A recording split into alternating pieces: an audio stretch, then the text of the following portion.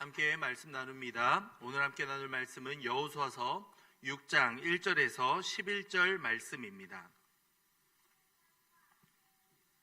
여호수아 6장 1절에서 11절 말씀입니다.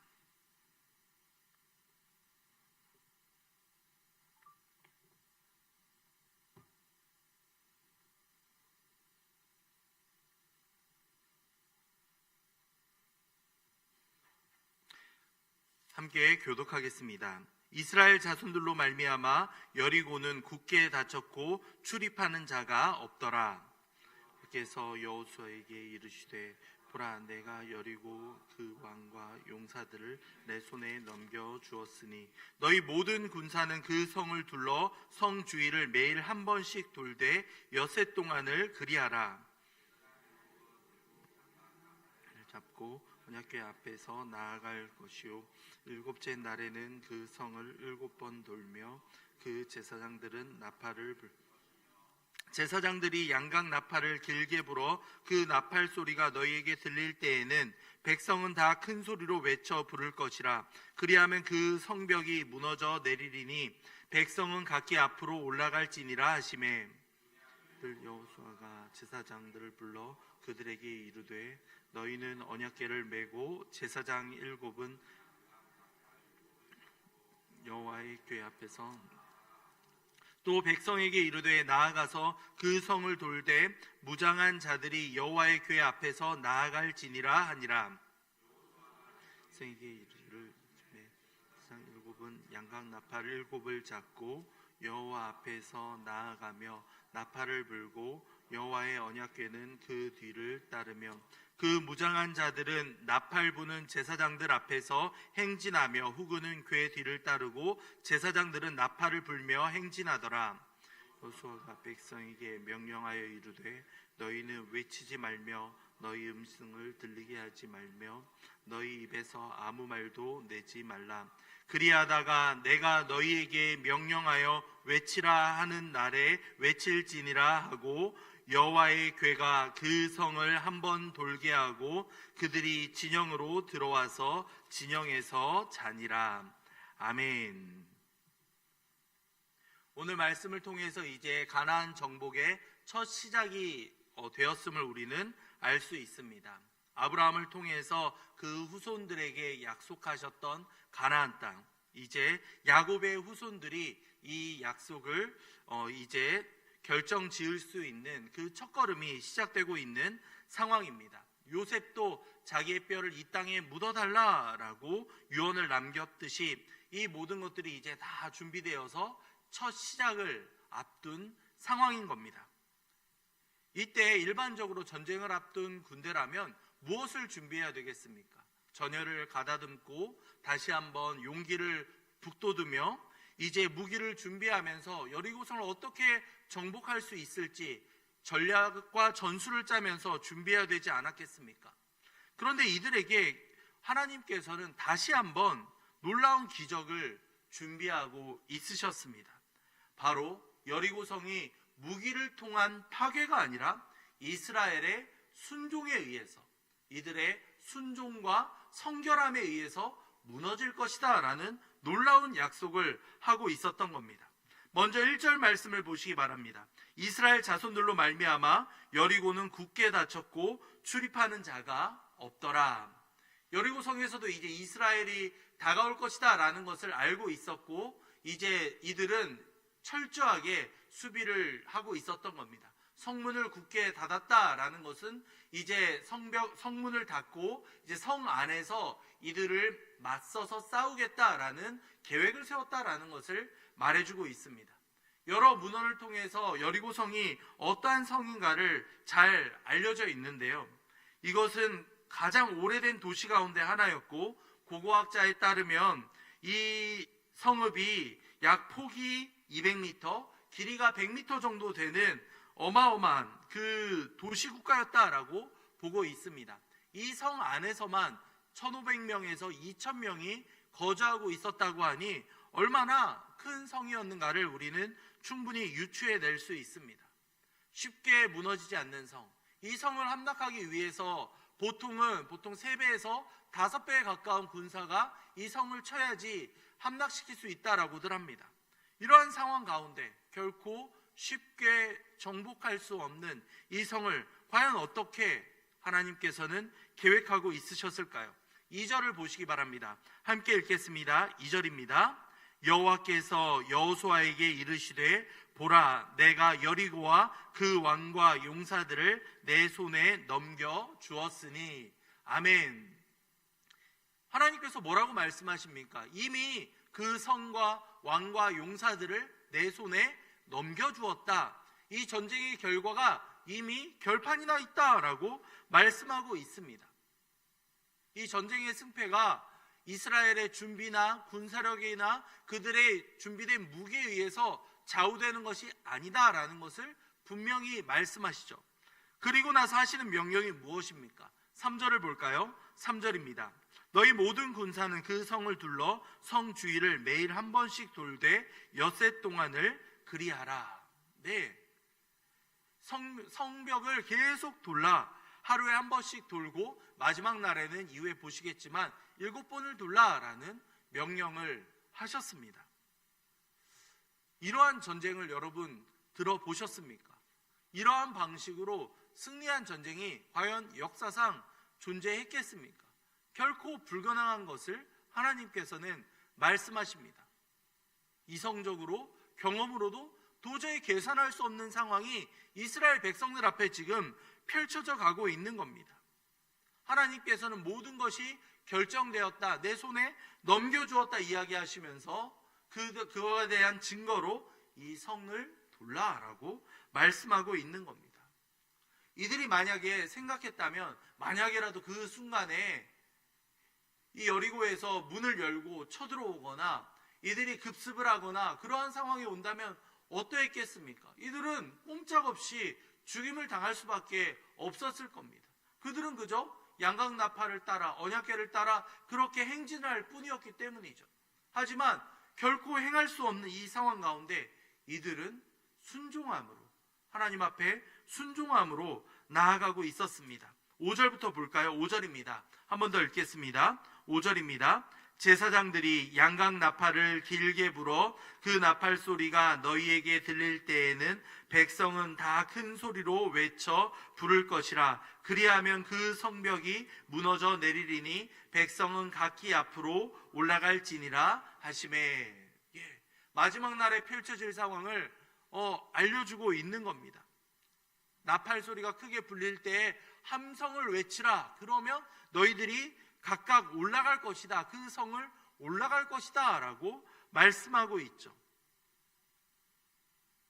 이제 여호수아는 제사장들을 불러서 그들이 언약궤를 메고 함께 나아갈 것을 이야기합니다. 백성들에게도 이들이 어떻게 행해야 될지, 특별히 무장한 자들이 언약궤 앞에 나아갈 것이다 라고 7절을 보면 그렇게 이야기되고 있죠.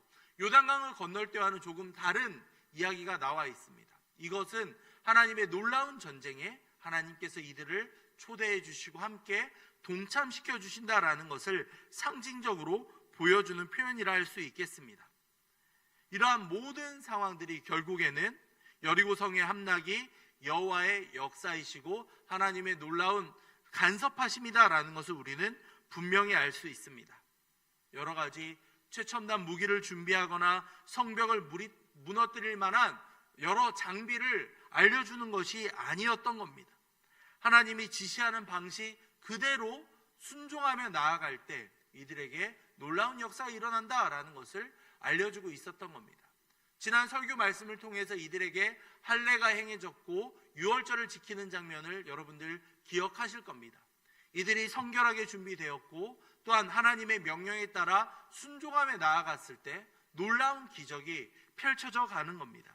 이후의 말씀을 보시면 여리고성이 무너지는 장면들이 여러분이 생각했을 때 박진감 넘치게 기록되어야 할 것 아니겠습니까? 그런데 딱 그냥 단순하게 여리고성이 무너졌더라라고 기록이 되는 겁니다. 그 상황에 놀라운 그 실감나는 이야기를 전하는 것보다 하나님께서 이미 이 결말을 이야기하셨고 그대로 진행되었다라는 것을 보여주기 위해서 이러한 기록들이 기록되었다라는 것을 분명히 알 수 있습니다. 오늘 말씀에 또한 7이라는 숫자를 여러분들 많이 접해 보셨을 겁니다. 7일 동안 이 일을 행하라 라고 말씀을 하셨고요. 이 7일이라는 숫자가 계속해서 반복되는 것은 결국 무엇을 말하겠습니까? 7명의 제사장과 7개의 양각 나팔과 그리고 이러한 계속 이 완전수 7을 통해서 이 전쟁이 결국에는 하나님께서 완전하게 이루어 가신다라는 것을 보여주기 위함이었다라는 것을 알게 됩니다. 결국 하나님이 말씀하시고 결정해 놓으신 전쟁에 이들이 테스트를 지금 보고 있는 겁니다. 이 명령에, 이러한 이해할 수 없는 명령에도 너희들이 과연 순종할 수 있겠느냐, 이 믿음의 테스트에 이스라엘 백성들이 지금 임하고 있었던 겁니다. 수많은 기적을 경험해 오면서 이 자리까지 왔는데 이제 그들이 순종하며 나아가면 이 기적을 계속해서 경험하겠지만 이들이 불순종하고 하나님의 뜻을 외면해 버린다면 패할 수밖에 없다라는 것을 하나님께서는 분명히 보여주셨던 겁니다. 이 놀라운 전투 이후에 어떤 일이 벌어지는지 여러분들 잘 아실 겁니다. 아이성에서의 패배는 불순종과 하나님의 말씀을 듣지 않았고 이들이 성결하게 준비되지 않았기에 이들은 패배하고 맙니다. 하나님의 말씀에 순종하지 않았고 성결하지 않은 이들에게는 결국에는 패배가 있을 것이고, 하나님의 말씀을 순종하며 성결하게 준비된 이들에게는 놀라운 승리가 기다리고 있다는 것이 바로 여호수아서의 핵심 말씀이 되는 겁니다. 이 영적인 행군 앞에 우리는 이스라엘 백성들이 어떻게 순종하며 나아갔는가를 우리는 분명히 확인하게 됩니다. 한번 10절 말씀을 볼까요? 10절입니다. 함께 읽겠습니다. 여호수아가 백성에게 명령하여 이르되 너희는 외치지 말며 너희 음성을 들리게 하지 말며 너희 입에서 아무 말도 내지 말라. 그리하다가 내가 너희에게 명령하여 외치라 하는 날에 외칠지니라. 아멘. 자, 이해할 수 없는 명령, 그 마지막에 또 다른 이해할 수 없는 명령이 주어지고 있습니다. 아무런 소리를 내지 말라, 아무런 음성을 내지 말라, 그리고 외치라고 할 때 외치라라는 명령이 또한 주어지고 있습니다. 7일 동안 이 이해할 수 없는 행동을 하며 마지막 날에는 7바퀴를 돌고 그리고 나서 함께 함성을 외치는 것이 이스라엘 백성들에게 주어진 이해할 수 없는 명령이었습니다. 침묵으로 일관해야 되는 6일의 시간이 이들에게 주어져 있었습니다. 얼마나 많은 생각과 얼마나 많은 갈등들이 이들의 마음 가운데 있었을지 상상이 가겠습니까? 과연 이렇게 하는 것이 의미가 있을까? 아무런 소리를 내지 말라고 했는데 이렇게 따르는 것이 과연 맞을까? 여러 가지 생각이 들었을지 모르나 이들은 하나님의 말씀을 그리고 여호수아의 명령에 순종하며 나아갑니다. 그 가운데 놀라운 그 침묵 가운데 하나님의 임재와 그리고 전쟁의 준비가 계속 진행되어 갔다라는 것을 우리는 유추해낼 수 있습니다. 이들이 걸어가는 그 한 걸음 한 걸음은 순종의 길이었고 그리고 거룩한 예식과도 같은 그 시간들이 이어졌다라는 것을 알 수 있습니다. 그리고 나서 마지막 7일째가 되는 날 그들이 승리의 함성을 외치며 나아갔을 때 그 견고해 보이던 여리고성은 한순간에 무너져 버리고 맙니다. 놀라운 역사가 그들 눈앞에 펼쳐져 갔던 것이었죠. 이들이 행했던 것은 하나님께서 성을 돌라 하면 돌았고 침묵하라 하면 침묵하였고 언약궤를 따라가라 했더니 따라갔던 그 순종의 길들이었습니다. 하지만 그 끝에는 놀라운 기적이 기다리고 있었음을 우리는 분명히 확인하게 됩니다. 여리고성의 함락이 처음부터 끝나는 그 순간까지 하나님께서 일하신 놀라운 기적이다라는 것을 우리는 분명히 알게 됩니다. 마지막 11절 말씀을 볼까요? 여호와의 궤가 그 성을 한번 돌게 하고 그들이 진영으로 들어와서 진영에서 자니라. 네, 이들이 하나님의 명령을 듣고 이 성을 돈 다음에 그대로 돌아와 평안하게 하루를 마무리하는 것으로 오늘 말씀은 마치고 있습니다. 그리고 나서 이후에 보시면 아시겠지만 일찍이 일어나서 또다시 하나님의 명령을 수행하면서 2일째, 3일째, 4일째, 5일째, 6일째를 거쳐 7일째가 됐을 때 역사가 일어나는 것을 우리는 보게 됩니다. 성도님들, 이 말씀을 통해서 우리는 이 믿음의 여정이 전적인 순종이 필요하다라는 것을 분명히 알 수 있습니다. 하루만으로 끝나는 기적이 아니었습니다. 6일을 침묵하며 기다리며 나아갔을 때 하나님께서는 놀라운 기적을 준비하고 있으셨습니다. 우리도 하나님의 놀라운 기적을 경험하고 싶고 하나님의 놀라운 그 은혜를 체험하고 싶을 때 우리는 여러 가지 상황들을 이야기하고 불평과 원망을 할 때도 있습니다. 하나님, 제가 지금 하루 정도 기도했는데요, 제가 지금 2주 정도 기도하고 있는데요, 우리는 그 기도의 분량이 어느 정도인지 알 수 없으면서도 우리의 생각과 우리의 계산으로 이 정도 했으면 충분하지 않습니까? 이 정도 했으면 하나님이 원하시는 것을 하고 있지 않습니까? 하나님의 명령을 듣기보다 우리의 경험과 우리의 계산으로 우리의 수고를 막 이야기합니다. 제가 이렇게까지 순종했는데요, 이렇게까지 하고 있는데요, 하나님의 말씀에는 별로 관심이 없고 나의 노력과 나의 헌신이 들어가면 제가 이 정도 했습니다 라고 하면서 하나님께 또다시 우리의 요구를 이야기할 때가 얼마나 많은지 모릅니다. 하나님께서는 그대로 믿고 기다리라고 말씀하시는데 우리의 조급함과 우리의 또한 불안함이 얼마나 많은 역사들을 때로는 가로막고 있는지 모르겠습니다. 때로는 하나님의 말씀을 그대로 듣고 참고 인내하는 것이 더 큰 믿음의 행동이라는 것을 우리는 잊어서는 안 되겠습니다. 하나님이 외치라 그러실 때 외치면 되고 하나님이 침묵하라 할 때 침묵하면 되는 겁니다. 우리의 삶에서도 마찬가지 아니겠습니까? 무언가를 하나님께서 말하고 싶고 억울함을 토로하고 싶고 무언가 이야기하고 싶어도 때로는 하나님이 침묵하고 기다리라고 하시면 우리는 그대로 침묵하며 그 하나님의 때를 기다릴 수 있어야만 합니다.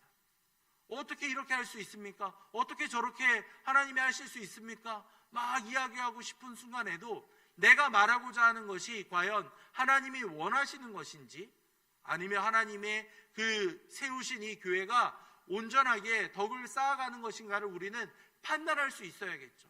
그리고 침묵을 말씀하실 때는 침묵을, 그리고 함께 외치라, 기쁨을 선포하라 라고 할 때는 그 말씀을 묵상하며 함께 외치며 나아갈 때가 있어야 한다는 겁니다. 우리는 참 반대로 행동할 때가 얼마나 많은지 모릅니다. 말해야 될 때는 침묵하고 침묵해야 될 때는 말하면서 하나님의 뜻을 반대로 행하고 있던 우리 자신들의 모습이 떠오르지는 않으십니까? 그렇다면 이 오늘의 말씀이 우리의 삶에도 동일하게 도전으로 다가올 수 있기를 소망합니다. 무언가 우리의 마음이 답답하고 무언가 이야기하고 싶고 침묵을 해야 되는가 망설이는 그 순간에 하나님께서 멈추라 하시면 우리는 잠잠히 하나님의 역사하심을 기다리며 인내할 수 있어야 되겠습니다.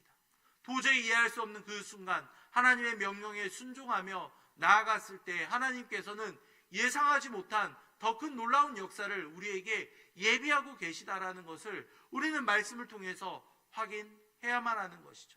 그리고 하나님의 때, 하나님의 기도의 분량이 다 채워졌을 때에는 기꺼이 하나님의 명령을 기억하며 외치며 나아갈 수 있어야 되겠습니다. 외치라 라고 이야기할 때 반대로 침묵해버린다면 그 기쁨의 잔치에 우리가 동참할 수 없는 것이겠죠. 예배 시간을 통해서 오늘과 같은 기도의 시간을 통해서 함께 하나님의 기쁨을 아뢰며 외치며 나아가야 되는 그 순간에 여러분들 침묵하지 마시기 바랍니다. 이때에는 하나님의 은혜에 감사하며 기쁨의 소리를 외치며 나아가야 되겠습니다. 하나님, 우리를 구원해 주신 은혜 너무나도 감사합니다. 하나님의 그 놀라우신 역사를 우리가 함께 보며 경험할 수 있음이 너무나도 감사합니다. 우리는 그렇게 기쁨의 잔치에 동참하며 나아가야 되겠습니다. 성도님들, 참 답답한 순간이 우리의 삶을 가로막을 때가 있을 겁니다. 왜 이러한 상황들이 우리에게 주어지는지, 왜 이러한 억울한 일이 나에게만 일어나는지 힘겨운 시간들을 혹시라도 겪어보셨습니까? 그때 나의 억울함들을 다 이야기하고 다 토로한다고 한들 여러분의 마음이 과연 다 채워지고 위로가 되셨습니까? 아무리 이야기해도 우리의 생각으로는, 우리의 경험으로는 그것을 다 위로받을 수 없습니다. 하나님 아버지의 만져주심과 하나님 아버지의 역사가 없이는 그러한 위로가, 진정한 위로가 찾아올 수 없는 것이죠. 오늘 말씀에서는 분명히 이야기합니다. 하나님의 말씀을 순종하고 성결하게 준비되어야 한다라고 말이죠. 이 말씀을 묵상하며 함께 기도하며 나아갑시다. 혹시라도 우리에게 순종이 필요한 순간들이 있지는 않습니까? 침묵해야 되는 순간, 외쳐야 되는 순간, 그것을 판단해야 되는 순간들이 여러분 앞에 다가오고 있지는 않으신지요? 그렇다면 이 시간 간절히 기도하며 나아갑시다. 먼저 하나님의 뜻이 무엇인가를 분별할 수 있는 지혜를 주시옵소서. 하나님의 뜻을 온전히 듣고 순종하며 또한 성결하게 준비되었을 때 우리를 들어 사용하실 그 하나님을 기대하는 마음으로 이 시간 기도하면 좋겠습니다. 이어서 교회를 위해서도 함께 기도하겠습니다. 교회를 위해 함께 기도할 때 주일부터 시작된 목장 모임을 위해서 함께 기도해 주시기 바랍니다. 이 목장 모임을 통해서 함께 하나님의 은혜와 사랑을 나누며 깊은 교제의 시간이 될 수 있도록 아버지 인도해 주시옵소서. 함께 기도하도록 하겠습니다. 교회 학교 리모델링 공사 계속 이어지고 있습니다. 2월 말까지 안전하게 잘 마무리될 수 있도록 아버지께서 인도해 주시며 그 모든 공사가 잘 순적하게 이루어져 갈 수 있도록 아버지 도와주시옵소서. 함께 기도하도록 하겠습니다. 마지막으로 우리 담임 목사님을 위해서 함께 기도하겠습니다. 우리 목사님 날마다 강건하게 붙잡아 주시며 성령 충만함을 더하여 주시옵소서. 모든 사역들을 능히 감당할 수 있도록 우리 목사님 사용해 주시옵소서. 함께 기도하신 이후에 각자 가지고 오신 기도 제목